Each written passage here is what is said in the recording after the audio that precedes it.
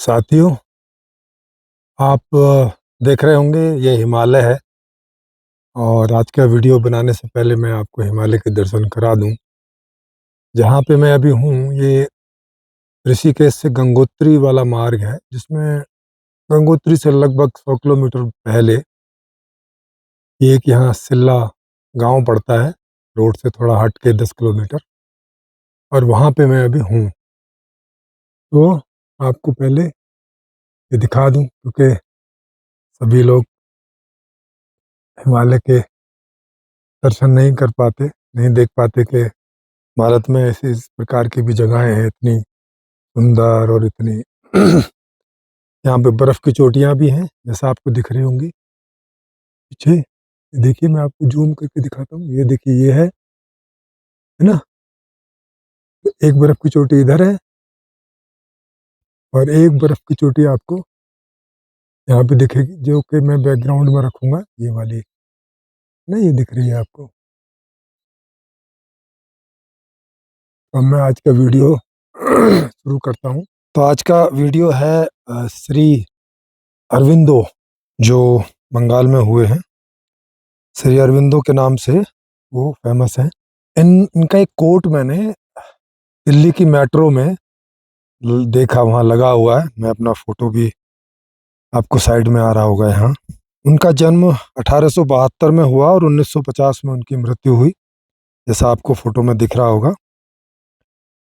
और इसका कोट है, इसमें दिया हुआ उन्होंने कि living in Krishna even enmity becomes a play of love and the wrestling of brothers. इसको मैं आपको हिंदी में बताऊं तो हिंदी में इसका मतलब है कि जो लोग कृष्णा को मानते हैं, कृष्ण जो भगवान कृष्ण हुए हैं महाभारत वाले, तो ये कह रहे हैं कि जो उनको मानते हैं, जो उनमें जीते हैं, है ना। यहाँ पहाड़ में कभी कभी बहुत तेज धूप आ जाती है और कभी थोड़ी सी देर में ही बादल आ जाते हैं। तो जो कृष्णा में जीते हैं, समझ रहे हैं, जो उन्हें मानते हैं, जो उन्हें फॉलो करते हैं, या जो उन्हें गुरु के रूप में, भगवान के रूप में मानते हैं, उनके लिए कह रहे हैं कि वो शत्रुता में भी, एक शत्रुता भी उनके लिए एक खेल बन जाती है, एक खेल होती है शत्रुता। इसको थोड़ा सा समझने का प्रयास करेंगे कि ये आखिर कह क्या रहे हैं, और इससे आपको पीछे के दर्शनों के बारे में भी पता चलेगा कि वो दर्शन कितने कंफ्यूज थे, कितने भ्रमित थे इन सब चीज़ों के मामले में, जीवन के मामले में, कि जीवन की किन चीज़ों को वो कैसे इंटरप्रेट करते थे, कैसे उनके भावार्थ करते थे, और वो सही हैं क्या, अगर हम प्रैक्टिकल लाइफ में इन चीज़ों को जांचना चाहें तो क्या हम उन्हें ऐसे फॉलो कर सकते हैं? क्या जीवन में हम इन चीज़ों को ऐसे फॉलो कर सकते हैं क्या? करना चाहिए? और करेंगे तो उसका क्या रिजल्ट आएगा? इस चीज को ही समझने का प्रयास करते हैं। कह रहे हैं कि living in Krishna even enmity becomes a play. अगर आप कृष्ण में जीते हैं, कृष्णमय होके जीते हैं, तो जो शत्रुता है आपकी, वो आपके लिए एक खेल बन जाती है। और यहाँ खेल से मतलब आप इसे समझ लो कि पीछे के लोग जो युद्ध लड़ा करते थे, आपस में दुश्मनी होती थी, उदाहरण के लिए जैसे पांडवों और कौरवों में थी, और इस कदर थी कि वो युद्ध तक बात पहुंची, और उस युद्ध को महाभारत कहा गया। महाभारत जैसे आजकल भी बोलते हैं ना लोगों के, क्या महाभारत छिड़ी है भाई, मतलब बहुत बड़ा कोई युद्ध टाइप का हो, बहुत बड़ी कोई एनिमोसिटी हो, कोई शत्रुता हो। तो ये कह रहे हैं कि जो कृष्ण में होके जीते हैं, कृष्ण में होके, वहां जैसे अर्जुन को देखें, कि चलो अर्जुन को अगर थोड़ा बहुत समझें कि कृष्ण में थे, तो वो इसे खेल की तरह लेंगे। खेल की तरह क्यों लेंगे भाई, मुझे बताओ। खेल की तरह लेने का क्या इसके पीछे रीजन है? जैसे उदाहरण के लिए आपकी किसी से दुश्मनी हो जाए और आप कृष्णमय हैं, हुँ? कृष्ण के को भगवान मानते हैं, गुरु मानते हैं या जो भी कुछ ऊँचा मानते हैं अपने जीवन में, आदर्श मानते हैं, तो वो शत्रुता आपके लिए खेल हो जाएगा। मतलब कैसे जैसे? खेल है क्या चीज़? अगर हम शब्दकोश में जाएँ तो खेल का मतलब होता है कोई ऐसा प्ले कोई ऐसा गेम या खेल जो हम अपने एन्जॉय के लिए खेलते हैं, अपने किसी लाभ के लिए खेलते हैं, हानि के लिए तो नहीं खेलते, है ना? एन्जॉय के लिए कि उसमें हमें एन्जॉय आए। जैसे हम चेस खेलें, लूडो खेलें, ताश खेलें और एक उदाहरण इन्होंने भी नीचे दिया है कि जैसे रेसलिंग ऑफ ब्रदर्स है, love and the wrestling of brothers, जैसे भाइयों में प्यार और लड़ाई होती रहती है। तो ये खेल ही है, मतलब वहाँ प्रेम भी एक खेल है और लड़ाई भी एक खेल है, या कुश्ती, रेसलिंग का यहाँ सही से अर्थ लें तो कुश्ती, जो गेम के अंदर फाइटिंग होती है, जूडो, कराटे, हैं? तो अभी अमेरिका में भी होती है, रेसलिंग होती है, रेसलर्स होते हैं जो एक दूसरे के साथ में खेलते हैं और उसको डिफीट करते हैं, हराते हैं और जीतते हैं। देखने वाले उस गेम को आके एंजॉय करते हैं देखने का, और खेलने वाले खेलने का भी एंजॉय करते हैं, एक खेल का भी एंजॉय आता है, और बाद में हार जीत होती है तो उसका भी एक एंजॉय होता है। जीतने वाले को, हारने वाले को थोड़ा नहीं होता है। तो खेल जो खेले जाते हैं, वो सुखी होने के लिए खेले जाते हैं। उसके पीछे जो मंतव्य रहता है सभी का, वो चाहे खेलने वालों का हो और चाहे उन्हें खेलते हुए देखने वालों का हो और चाहे इस पूरे अरेंजमेंट को करने वालों का हो, उन सब का ही उसके पीछे अपना-अपना एक सुख छिपा रहता है। तो खेल बनाए इसी दृष्टि से जाते हैं, खेले इसी दृष्टि से जाते हैं और देखे भी इसी दृष्टि से जाते हैं, है ना? उन खेलों में कोई शत्रुता जैसी चीज़ नहीं होती। ऐसा नहीं होता है कि 2 टीम आपस में खेल रही हैं या 2 लोग खेल रहे हैं, जैसे चेस का गेम है, तो 2 लोग आपस में खेल रहे हैं, तो उनमें कोई शत्रुता है ना? गेम के पहले कोई शत्रुता नहीं है, गेम के बाद कोई शत्रुता नहीं है, और गेम में भी वो गेम के जो नियम हैं, उसके अनुसार वो उसको फ़ॉलो करते हैं, अगर नहीं तो वो डिस्क्वालीफाई हो जाएँगे, गेम से बाहर हो जाएँगे या उनके पॉइंट्स कटेंगे, है ना? गेम का एक लिखित प्रावधान रहता है, एक प्री डिफाइंड, पहले से तैयार एक परफ़ॉर्मा होता है। एक फ्रेम होता है उसका कि भई बॉल यहाँ जाएगी तो 4 होगा, सीधी जाएगी तो 6 होगा, ऐसे जाएगी तो जितना दौड़ लोगे उतना होगा, ऐसे आउट हो जाओगे, हैं? कैच आउट हो जाओगे, एलबीडब्ल्यू आउट हो जाओगे, क्लीन बोल्ड हो जाओगे। सारे नियम प्री डिफाइंड होते हैं, पहले से फिक्स होते हैं उसमें। उनको ऐसे नहीं किया जाता कि गेम के दौरान नियम बनाए जाएँ या गेम के बाद में नियम बनाए जाएँ और उससे डिसीजन किया जाए। नहीं, पहले ही बनाए जाते हैं और दोनों टीमों को पहले ही बताए जाते हैं। तो उनको पता होता है कि किस चीज़ से फाउल होगा और किस चीज़ से नंबर बनेंगे। पहले से मालूम होता है, प्री डिफाइंड। अब एक तो ये कह रहे हैं कि living in Krishna even enmity becomes a play. Krishna में जीने वाले लोगों के लिए एनिमिसिटी जो है, शत्रुता जो है, वो एक खेल हो जाती है। कैसे? शत्रुता को वो खेल के जैसे कैसे लेंगे? शत्रुता में ऐसा क्या है? वहाँ क्या कोई लॉ फिक्स है, जैसे गेम में होते हैं कि भाई ऐसे करेंगे तो ऐसा नंबर बनेगा, ऐसे करेंगे तो ऐसा नंबर बनेगा? क्या शत्रुता के कोई रूल्स होते हैं? कुछ भी रूल्स नहीं होते। उसमें तो आदमी सामने वाले को लॉस करने से लेके और उसे समाप्त करने तक उद्यत रहता है। वहाँ कोई रूल्स नहीं होते कि भाई साहब आप इसके नीचे नहीं मार सकते, उसके नीचे नहीं मार सकते, रात में नहीं मार सकते, हैं, इस टाइम नहीं, आप उस पे हमला करोगे, कभी भी कुछ भी होगा, युद्ध है। अब हालांकि महाभारत में देखें तो वहां कई प्रकार के नियम इन्होंने इन लोगों ने बना रखे युद्ध में, कि रथी से रथी लड़ेगा, महारथी से महारथी लड़ेगा, रात में कोई युद्ध नहीं करेगा, टाइप की चीजें। ये आपको नहीं समझ में आता कि किस तरह के लोग रहे होंगे? क्या युद्ध में भी कोई नियम होते हैं? युद्ध में एक ही उद्देश्य होता है, क्योंकि दोनों ही पक्ष एक दूसरे के खिलाफ लड़ रहे हैं, एक दूसरे को गलत मान रहे हैं, और सामने वाले को या तो वो हार स्वीकार कर ले, माने इनकी जो बात थी उसको स्वीकार कर ले। जैसे उदाहरण के लिए, या तो कौरव स्वीकार कर लेते कि राजा जो है वो युधिष्ठिर बनेगा, है ना, और वो वहां रह सकते हैं भाइयों की तरह, या युधिष्ठिर स्वीकार कर लेता कि नहीं, दुर्योधन ही राजा रहेगा, और वो जैसे दुर्योधन रखे वैसे रहेंगे, अगर रखना चाहे तो, अगर बाहर कर देना चाहे तो बाहर हो जाएंगे। तो ऐसे एक स्वीकार्यता। तो या तो जब तक एक दूसरे को स्वीकार न कर लें या एक दूसरे को समाप्त न कर लें, तब तक वो युद्ध रुकता नहीं है। इसमें खेल जैसा क्या है बताओ? इसमें प्री डिफाइंड जैसा क्या है?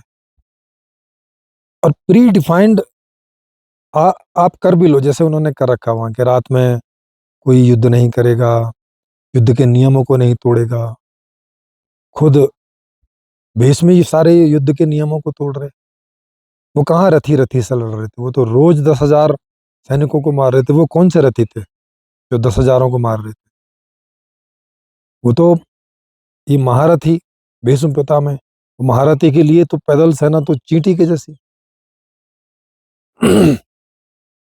कि वो रोज 10,000 लोगों को मार रहे थे। 10 दिन तक उन्होंने 10,000 लोगों को काटा। तब कृष्ण भगवान को गुस्सा आया और वो उन्हें मारने चले, दौड़ने चले। ये देख के अर्जुन तो थोड़ा अपना दादा वगैरह समझ के छोड़ दे रहा है, मार नहीं रहा है, है ना। तब फिर अर्जुन तैयार हुआ और शिखंडी को बीच में लेके, क्योंकि जब तक भीष्म पितामह बाण नहीं छोड़ेंगे तब तक अर्जुन के बस की भी नहीं था उन्हें हराना। तो इसलिए शिखंडी को बीच में लिया, और उनकी जो प्रतिज्ञा थी कि भाई मैं औरतों पे हाथ नहीं, मैं औरतों के सामने जो है हथियार रख दूंगा, टाइप का। अभी भी अजीब सी बात है कि लड़ तो वहां अर्जुन रहा है, शिखंडी थोड़ी ना लड़। और भीष्म पितामह ऐसे हथियार तो चला ही सकते थे कि वो शिखंडी को ना लगे सीधे, क्योंकि शिखंडी एकदम बीच में तो नहीं होगा, नहीं तो अर्जुन भी कैसे मारता उनको।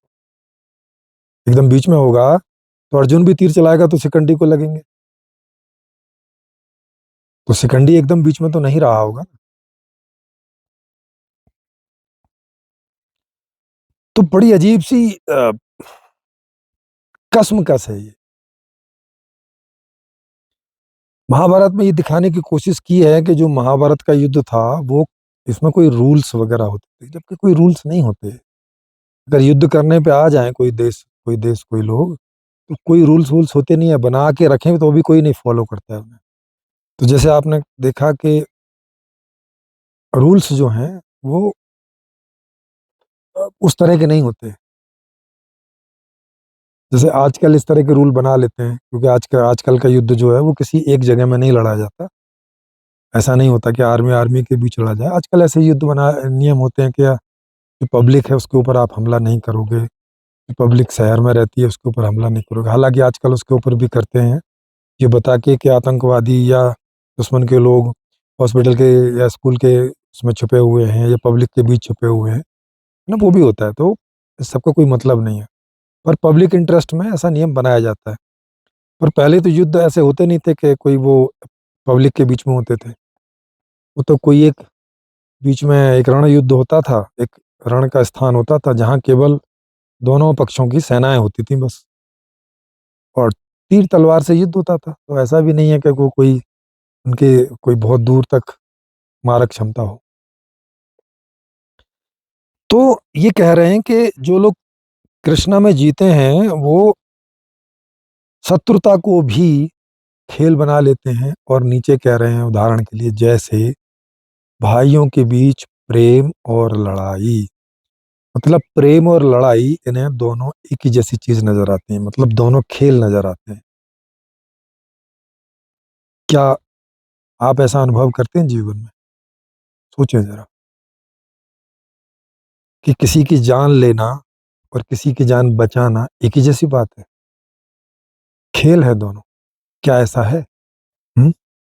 शत्रुता में किसी की जान ले लेना और प्रेम में कोई भी क्रिया प्रक्रिया करना, माने दूसरे को बचाना या उसके लिए आ, कोई सेवा देना, उसकी कोई टेक केयर करना, ये एक ही जैसी बात है क्या? यहाँ पे एक ही जैसी बताने की कोशिश की गई है, मतलब दोनों खेल हैं। तो खेल तो भाई सुखी होने के लिए किया जाता है। शत्रुता में कौन सा सुख मिलता है? दोनों दोनों भयभीत रहते हैं कि पता नहीं कौन किसको ना मार दे, कौन किसका नुकसान ना कर दे। प्रेम में तो दोनों सुखी होते हैं। हम्म? तो क्या आपको ऐसा नहीं लगता कि ये तीन अलग अलग चीज है? शत्रुता अलग चीज है, प्रेम अलग चीज है, और खेल एक अलग चीज है। शत्रुता और प्रेम को दोनों को खेल बता देना, ये नासमझी नहीं दिखाई पड़ती आपको? क्योंकि हम अपने जीवन में देखें तो ये हम हमारे जीवन में तीनों ये अलग अलग हमारे अनुभव हैं, अलग अलग एक्सपीरियंस हैं, जिसमें से एक को हम नहीं चाहते और दो को हम चाहते हैं। शत्रुता वाली स्थिति को कोई व्यक्ति नहीं चाहता है, प्रेम वाली स्थिति को सब चाहते हैं, और खेल वाली स्थिति को भी सब चाहते हैं, क्योंकि ये दोनों में सुख मिलता है। शत्रुता में सुख नहीं, वहां पे डर रहता है, हमेशा फियर रहता है। सुख कभी कभार मिलता भी है तो कैसा, वो विकृत टाइप का, कि दूसरे को नुकसान पहुंचाने का, क्योंकि अब आपकी उससे शत्रुता है तो उसको नुकसान होगा, वो कमजोर पड़ेगा तो कुछ होगा, तो इससे आपको थोड़ा सा लगेगा कि चलो मैं स्ट्रांग हूँ, तो थोड़ा आपका डर कम होगा कि ये मेरा कुछ नहीं बिगाड़ सकता है, मुझसे कमजोर है टाइप का, है ना? या उसे जब मार देंगे तो आपका डर खत्म हो जाएगा कि चलो अब ये मुझ पे हमला नहीं करेगा, मारा गया। एक उस प्रकार का ये सुख है जैसे आदमी को बीमारी से निकल के बाहर बाहर निकल के मिलता है। कोई कैंसर हो गया, बीमारी हो गई बड़ी, और उससे वो सिक्योर हो गया, उबर गया, तो एक अच्छा लगता है। मगर ये बीमारी से निकलने वाला सुख है। ऐसा सुख कोई चाहता है कि पहले बीमार पड़े और फिर उसमें से निकले और फिर सुखी हो? ना, ये तो मजबूरी वाला सुख है। इसे सामान्य आदमी कोई नहीं चाहता। तो शत्रुता, बीमारी, बुढ़ापा, ये सामान्य आदमी बिल्कुल नहीं चाहता इन चीजों। कोई जो भी कोई व्यक्ति जिसकी स्वस्थ स्थिति है, वो कोई नहीं चाहता है कि उसकी किसी से भी शत्रुता हो या किसी की उससे शत्रुता हो, क्योंकि जब तक वो शत्रुता रहेगी, वो एक डर को पैदा करती रहेगी, परेशानी पैदा करती रहेगी, एंजाइटी पैदा करती रहेगी, रात में ढंग से सोना ही नहीं देगी। अपनों को आपको एक कंट्रोल में रखना पड़ेगा कि भाई कहीं लिमिट से बाहर ना चले जाएं, कहीं दूसरा इन्हें नुकसान ना पहुंचा दे। यही हालत उस वाले की हो रही होगी। तो शत्रुता को प्रेम के साथ कैसे रखा जा सकता है? दोनों एक एक दूसरे से बिल्कुल विपरीत स्थिति है। तो प्रेम हम सब चाहते हैं, क्योंकि प्रेम में सुख मिलता है, कॉपरेशन होता है, डर नाम की चीज नहीं होती। हुँ? ऐसा कुछ नहीं होता वहां पे कि हमें एक दूसरे से इनसिक्योरिटी फील हो, बल्कि और सिक्योर फील होता है, अच्छा लगता है मित्रों के साथ रहना। लेकिन शत्रुता में तो अच्छा नहीं लगता, हमेशा डर रहता है।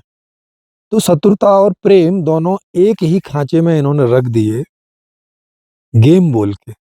जबकि गेम एक अलग चीज है, क्योंकि गेम हम काहे के लिए करते हैं? गेम करते हैं एक, एक अलग तरह का जॉय होता है, जिसमें बहुत प्रकार के गेम होते हैं। कुछ शारीरिक गेम होते हैं, कुछ मानसिक गेम होते हैं, बौद्धिक गेम होते हैं, बहुत प्रकार के गेम होते हैं, खेल होते हैं। बहुत सारे कंसंट्रेशन वाले गेम होते हैं, जैसे वो तीरंदाजी की जाती है कि भाई इस पॉइंट पे तीर मारना है या एरो करना है या शूटिंग करनी है किसी एक पॉइंट पे, तो वहाँ सब ध्यान का बहुत इस्तेमाल होता है। तो इस प्रकार के विभिन्न प्रकार के गेम होते हैं कि जब खेला जाता है तो उसका मजा आता है। खेल के दौरान एक मजा है, जब आप खेल रहे हैं, अभी हार जीत हुई नहीं है लेकिन खेल का ही अपना मजा है। फिर थोड़ा सा बाद में जो कोई जीत जाता है उसे एक अच्छा लगता है। आजकल उसे थोड़ा ज़्यादा अच्छा लगता है क्योंकि उसके साथ इनाम भी रखा हुआ है। अगर इन चीज़ों के साथ इनाम ना रखा हुआ हो, एक ऐसी व्यवस्था आ जाए कि जहाँ हर आदमी के पास सब कुछ है, जो दोनों खेल रहे हैं और जो देख रहे हैं सबके पास सब कुछ है, तो फिर इनाम का तो कोई मतलब नहीं बचेगा। फिर खेल का ही मतलब रहेगा कि खेल के दौरान जो मजा आता है, हार जीत का कोई वो थोड़ी देर की बात होगी कि जो जीत गया उसे लगेगा कि हाँ मैं थोड़ा बेहतर था, वो और कैसे बेहतर हो सकता है इसका प्रयास करेगा, और जो हार गया वो उसका समीक्षा करेगा कि मैंने कहाँ कहाँ गलती की, और वो और उसमें अपना निखार लाएगा और अगली बार और बढ़िया से होके खेल करने आएगा। और इसका देखने वालों को भी मजा आएगा, और जब एक आदमी दाव लगाता है, दूसरा दाव लगाता है ना, तो मजे आते हैं। और ये खेल तक प्रक्रिया है, जब खेल शुरू हुआ और खेल खत्म हुआ तब तक। उसके पहले जैसे थे उसके बाद फिर वैसे ही हो जाता, माने मित्रता, प्रेम संबंध। लेकिन इन्होंने युद्ध को, लड़ाई को खेल के पक्ष में रख दिया कि युद्ध भी एक खेल है। अब क्या सोचा जाए इसमें, अरविंदो जी की नासमझी बोला जाए या उनकी मानसिकता ऐसी बोली जाए। इसका मतलब है कि उनके जीवन में भी जो शत्रुताएं रही होंगी किसी किन्हीं लोगों से, तो वो उसे खेल समझते होंगे, खेल समझ के करते होंगे। मतलब उस उनको ऐसा नहीं लगता होगा कि ये कोई बुरी चीज है। शत्रुता नहीं रखनी चाहिए, उन्हें ऐसा नहीं लगता होगा, लगता होगा हाँ चलो शत्रुता है, जैसे प्रेम है वैसे ही शत्रुता है। सब कोई आदमी शत्रुता कर रहा है, चलो, और खुद भी करते होंगे क्योंकि खेल है भाई। जैसे हम कोई खेल खेलते हैं, क्रिकेट खेलते हैं या फुटबॉल खेलते हैं या चेस खेलते हैं, तो हम जानबूझ के खेलते हैं ना, क्योंकि हमें मजा आता है, सामने वाले को भी मजा आता है, हमें भी मजा आता है, तो खेलते हैं। ऐसा नहीं है कि दूसरा जब खेलेगा तभी हम खेलेंगे, ऐसा नहीं है कि युद्ध में जब कोई हमारे ऊपर युद्ध करेगा तभी हम युद्ध करेंगे ना। खेल में तो दोनों पक्ष तैयार होते हैं खेलने के लिए, दोनों पक्ष सहमत होते हैं। ऐसा नहीं कि कोई एक जबरदस्ती खेल रहा है और दूसरे को की इच्छा नहीं है फिर भी खेलना पड़ रहा है, उसे तो खेलने बोले, वो तो युद्ध ही हुआ। जैसे महाभारत में जो युधिष्ठिर था वो जुआ नहीं खेलना चाहता था, ऐसा आता है। लेकिन उस समय की मर्यादाओं के कारण, उस समय की स्थिति के कारण राजा था, इसलिए अब कोई ऊटपटांग टाइप के नियम उस समय बने होंगे कि नहीं आपको खेलना ही पड़ेगा टाइप का, तो उन्होंने स्वीकार किया। तो अभी खेल तो नहीं हुआ ये। जैसे मैं किन्हीं को चेस के लिए आमंत्रित करूं, जैसे मुझे चेस में अच्छा लगता है खेलना, और सामने वाला चेस नहीं खेलना चाहता, और मैं उसे फोर्स करूं कोई भी वजह से, चाहे सामाजिक रीति का नाम देके या अपने रुतबे का नाम देके, कोई भी तरह से मैं उसे फोर्स करूं कि नहीं तुम्हें मुझसे खेलना ही होगा, तब क्या ये खेल रह जाएगा? तब इसे खेल तो नहीं बोले। जैसे पाकिस्तान, जैसे इंडिया और ऑस्ट्रेलिया का आपस में किसी एक पक्ष को मजबूर किया जाए कि तुम्हें दूसरे पक्ष से खेल खेलना ही है, नहीं तो तुम्हें ये नुकसान हो जाएगा, वो नुकसान हो जाएगा, वगैरह वगैरह, तो ये खेल थोड़ी ना हुआ फिर ये। खेल तो है कि दोनों बराबरी से सहमत हैं, दोनों बराबरी से सहमत हैं, बिना किसी आउटर प्रेशर के, दोनों की अंदर से इच्छा है उसे खेलने की, उसे उसे खेल बोलते हैं। तो अब आप समझो इन सब चीजों को। तो इन्होंने शत्रुता को खेल बना दिया और प्रेम को भी खेल बना दिया। मतलब जैसे आप किसी स्त्री से प्रेम कर रहे हैं, अपनी माँ से प्रेम कर रहे हैं, अपने पिता से प्रेम कर रहे हैं, अपने भाई से प्रेम कर रहे हैं, खेल है। मतलब आप उनके साथ खेल रहे हो, वो तो सोच रहे हैं कि आप प्रेम कर रहे हो, है ना। और चूंकि आप शत्रुता को भी खेल बता रहे हो, तो आप तो कोई भी टाइम उनके साथ शत्रुता कर दोगे खेल समझ के। जिस भाई के साथ आप प्रेम कर रहे हो, और थोड़ी देर बाद में प्रेम के अंदर से लड़ाई करनी शुरू कर दोगे। अजीब सी बात है भाई, ये कौन सा प्रेम है? ये किस तरह का प्रेम होगा? इसे प्रेम बोलेंगे भी? ये तो कंफ्यूजन स्टेट है कि भाई इन दो भाइयों में आपस में प्रेम है या शत्रुता है, क्या है? और ये कह रहे हैं कि नहीं, प्रेम और शत्रुता तो दोनों गेम है। मतलब एक आदमी किसी का बलात्कार कर रहा है तो ये गेम है, खेल चल रहा है। एक आदमी किसी का मर्डर कर रहा है तो ये खेल चल रहा है, खेल है ये, बताओ। अब आप इन स्वामी श्री अरविंदो की मानसिकता को आप समझ सकते हो कि कैसे, या इनकी अंडरस्टैंडिंग को समझ तो सकते हो कि कितनी पुअर है, कितनी ज्यादा नासमझी से भरे हुए हैं। और ये उस समय के वो गुरु रहे जिन्होंने उस समय के समाज को अध्यात्म के रूप में काफी प्रभावित किया, लोग काफी प्रभावित हुए। उस समय लोगों की भी बहुत ज्यादा समझ नहीं रही होगी इस मामले, तभी इस तरह की चीजों पे उन्होंने विचार विमर्श नहीं किया कि ऐसा कैसे हो सकता है भाई। किसी का मर्डर करना, किसी का बलात्कार करना, किसी के यहाँ चोरी करना, किसी के यहाँ ठगी करना, ये खेल कैसे हो सकता है? मतलब कोई अरविंदो जी के बच्चों को किडनैप कर लेता, उनकी पत्नी को, उनकी माँ को किडनैप कर लेता, और ये खेल, वो इसको खेल समझ रहे होते कि ये तो खेल है। हम्म, कहीं तो खेल चल रहा है भाई साहब, अजीब सी बात है। तो आई होप कि आपको बात समझ में आई होगी कि पीछे के जितने दर्शन हैं वो सब इस तरह की बात करते हैं। और ये केवल यही नहीं करते हैं, बहुत सारे लोग करते हैं, वो चाहे आचार्य प्रशांत जी हों, वो चाहे प्रेमानंद महाराज हों जो अभी वृंदावन वाले हैं, ये कहीं ना कहीं सब इस जो भी कुछ चल रहा है इसे खेल समझते हैं। ये सब खेल है। मतलब कल को ये किसी के साथ बलात्कार भी कर देंगे खेल खेल में। आचार्य प्रशांत जी किसी के साथ बलात्कार कर देंगे और बोलेंगे ये तो खेल था। प्रेमानंद जी कल को किसी के साथ बलात्कार कर देंगे और बोलेंगे ये तो खेल है। कल को किसी का मर्डर कर देंगे और बोलेंगे ये तो खेल है भाई, एंजॉय, खेल है, ऐसा करके बोलेंगे। तो फिर ये आसाराम ने और इन्होंने जो किया, फिर इसको खेल क्यों नहीं मान रहे हो? आसाराम हुए और ये क्या राम रहीम हुए, इन्होंने मर्डर भी करा दिए लोगों के और बलात्कार कर दिया, खेल था। शायद वो लोग भी ये सब खेल समझ के कर रहे थे, क्योंकि वो लोग ये बोलते हैं कि ये सब इस ईश्वर का खेल है, और अब ये ईश्वर को जान गए तो अब ये भी ईश्वर हो गए, तो अब ये भी खेल खेल रहे हैं लोगों के साथ। बताओ। तो आपको समझ में आया होगा कि शत्रुता, खेल और प्रेम ये तीन अलग अलग चीज हैं। तीनों की एक दूसरे में कोई तुलना नहीं। खेलना प्रेम के अंतर्गत ही हो सकता है, उसे ही खेल बोला जा सकता है, वो भी प्रेम के अलावा। खेल एक अलग चीज है जो आप प्रेम से खेल सकते हो, अगर उस खेल को भी शत्रुता से खेलोगे तो डिस्क्वालीफाई हो जाओगे, वो इसकी सही स्पिरिट नहीं होगी गेम खेलने की।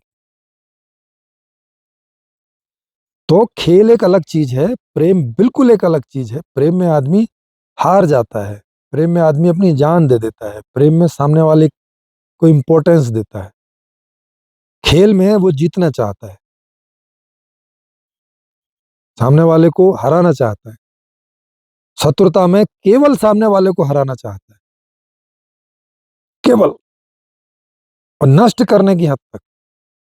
लेकिन गेम में नष्ट करने की हद तक नहीं होता है, वहां केवल हराना चाहता है। ये आपको अंतर आ रहा है नजर?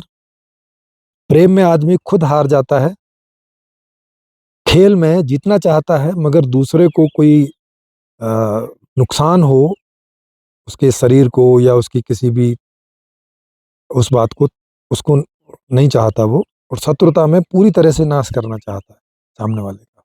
ये तीन, इनमें कितने डिफरेंस हैं, और ये तीनों को एक कर दे रहे हैं कि गेम है। आई होप आपको बात समझ में आई होगी कि ये तीनों अलग अलग चीज हैं। शत्रुता और प्रेम खेल नहीं है, गेम नहीं है।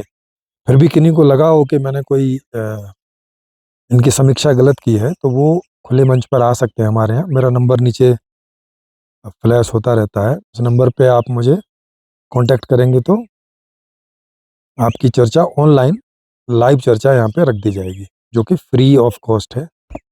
और आपको कहीं आना नहीं होगा, जहां आप हैं वहीं से आप इसमें आ, वो वो लेके रख सकेंगे।